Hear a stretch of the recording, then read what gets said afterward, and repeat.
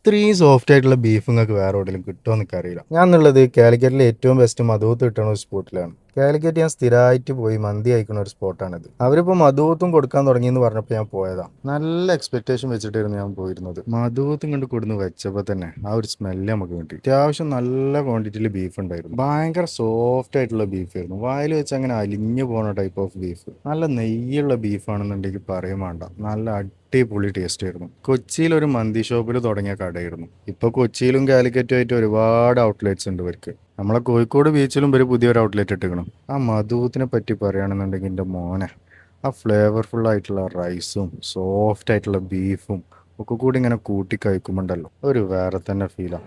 അടിപൊളി, ഒന്നും പറയാനില്ല. നാട്ടിലത്തെ നെയ്മീസില്ലേ അത് തിന്നപ്പോ സത്യം പറഞ്ഞ അവിടുത്തെ ബീഫ് മധൂത്ത് എന്നെ ഫാനാക്കി മാറ്റി. വായിൽ വെച്ച് അങ്ങനെ അലിഞ്ഞു പോകും. നല്ല നെയ്യല്ല ബീഫ്. ബീഫല്ല പോത്ത്. ബീഫ് മാത്രമല്ല, അവരുടെ ചിക്കൻ ആണെന്നുണ്ടെങ്കിലും നല്ല സോഫ്റ്റ് ആയിട്ടുള്ള ഫ്ലേവർഫുൾ ആയിട്ടുള്ള ചിക്കൻ ആയിരുന്നു. ഞാനിങ്ങനെ ഒരുപാട് പറയേണ്ട ആവശ്യമൊന്നുമില്ല. നിങ്ങൾ ഒരു പ്രാവശ്യം പോയി കഴിച്ചാൽ നിങ്ങൾക്ക് മനസ്സിലാവും ഞാൻ എന്താണ് ഇത്ര ഹൈപ്പിടുന്നത് എന്നുള്ളത്. പിന്നെ ആ സൈഡ് ഡിപ്സ് ഒന്നും കൂട്ടാൻ മറക്കരുത്. പ്രത്യേകിച്ച് ആ ഒരു ഗ്രീൻ ചട്നി, അത് മാത്രം കൂട്ടി റൈസ് കഴിക്കാൻ പോലും ഭയങ്കര ടേസ്റ്റ് ആയിരുന്നു. വീഡിയോ സേവ് ചെയ്ത് വെച്ചോളൂ, എന്നിട്ട് കഴിച്ചിട്ട് നിങ്ങൾ അഭിപ്രായം പറയും. ഇപ്പോൾ സ്പോട്ട് നമ്മളെ മാങ്കാവുള്ള അറേബ്യൻ പാലസ് ആണ്.